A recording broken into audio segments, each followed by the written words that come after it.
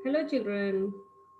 आज हम पढ़ेंगे सब्जेक्ट हिंदी क्लास 4 लेसन 14 मुफ्त ही मुफ्त। इस लोक कथा में भिखू भाई नामक कंजूस व्यक्ति के बारे में बताया गया है। ये लोक कथा लिखी है ममता पांड्या जी ने। एक दिन भिखू भाई का मन ताजा मुलायम नारियल खाने का हुआ, तो लेकिन एक छोटी सी समस्या थी। घर में एक भी नारियल नहीं था। ओहो, अब तो मुझे बाजार जाना पड़ेगा।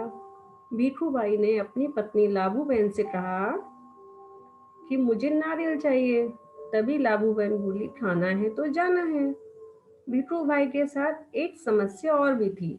वे न तो बाजार जाना चाहते थे और ना ही पैसे खर्च करना चाहते थे, क्योंकि वे बहुत कंजूस थे।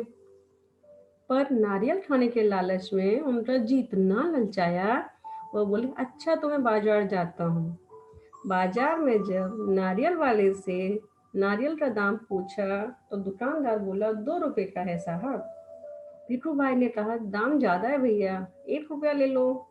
नारियल वाला तैयार नहीं हुआ। फिर पूछा, सस्ता नारियल कहाँ मिलेगा?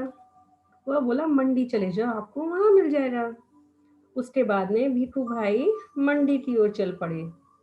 मंडी में कोलाहल के साथ व्यापारियों की ऊंची ऊंची आवाजें गूंज रही थीं। नारियल वाले से दाम पूछा और बोला, कितने का है नारियल? दुकानदार बोला, 1 रुपए में है सिर्फ, जो चाहे ले लो साहब। भिखू भाई ने कहा, 50 पैसे में दे दो, मैं इतनी दूर से आया हूँ। नारियल वाले झट से नारियल छीन लिया और कहने लगा, बंदरगाह पे चले जाओ, हो सकता है वहां आपको 50 पैसे में नारियल मिल जाए। भिखू भाई बंदरगाह पहुंचे और पूछा, अरे भाई, नारियल का दाम बताओ। वह बोला, 50 पैसे का है। भिखू भाई तुरंत बोल पड़े, इतनी दूर से पैदल चलकर आया हूँ, थक भी बहुत गया हूँ, और तुम कहती हो 50 पैसे? 50 पैसे तो बहुत ज्यादा है, 25 पैसे ले लो। नाव वाले ने मना कर दिया। उसने भिखू भाई को नारियल के बगीचे में जाने की सलाह दी। भिखू भाई जब नारियल के बगीचे में पहुंचे, उसके बाद में क्या होता है, जब उन्होंने देखा इतने सारे नारियल हैं, तो उन्होंने पूछा, नारियल कितने का है? तो माली ने कहा, 25 पैसे का है। भिखू भाई को 25 पैसे बहुत ज्यादा लगे। उसके बाद में उन्होंने माली से कहा, हे भगवान, 25 पैसे! पूरा रास्ता पैदल चलने के बाद भी मेरे जूते घिस रहे हैं, पैरों में बहुत दर्द हो रहा है, और तुम कहते हो 25 पैसे? उसके बाद में कहा, एक नारियल मुझे मुफ्त में ही दे दो। माली ने मना कर दिया। इतना सुनते ही बोले, माली ने कहा, अगर मुफ्त में चाहिए तो पेड़ पे चढ़ जाओ और जितने चाहे तोड़ लो। भिखू भाई खुश हो रहे और जल्दी जल्दी उन्होंने पेड़ पर चढ़ना शुरू किया। उसके बाद में क्या होता है, जब वो पेड़ पे चढ़ते हैं, नारियल तोड़ने के लिए हाथ बढ़ाया, उसी समय अचानक उनका पैर फिसल गया और उन्होंने तुरंत ही नारियल पकड़ लिया। दोनों पैर हवा में झूलने लगे। उन्होंने माली से सहायता मांगी, माली ने मना कर दिया। तभी एक ऊंट सवार आदमी वहां से गुजर रहा था।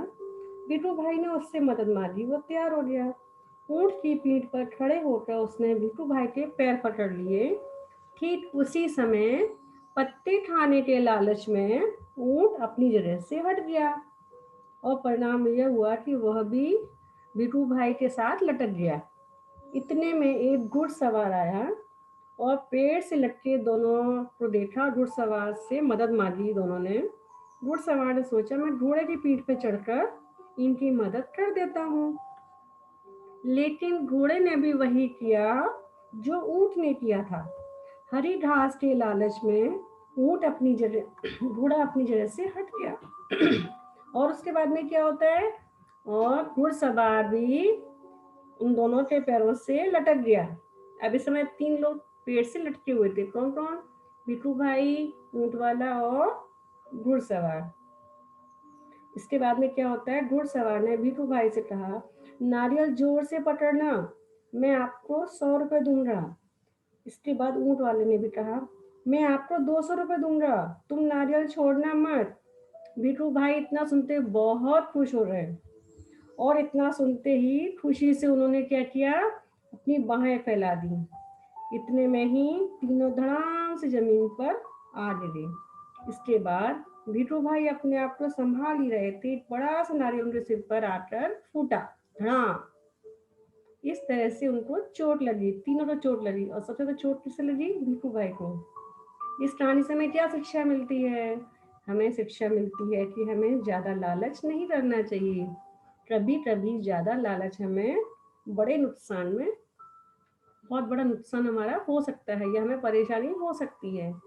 इसलिए हमें संतोष करना चाहिए, हमारे पास जो है जितना है हमें उसी में ही संतोष करना चाहिए, और ज़्यादा लालच नहीं करना चाहिए। अगर भीखू भाई 2 रुपये का नारियल ले लेते और आराम से घर में बैठ के उसका आनंद लेते, पर कंजूस थे, उन्हें लालच था, इसलिए इतनी दूर गए और नारियल भी नहीं मिला और चोट भी लगी उन्हें।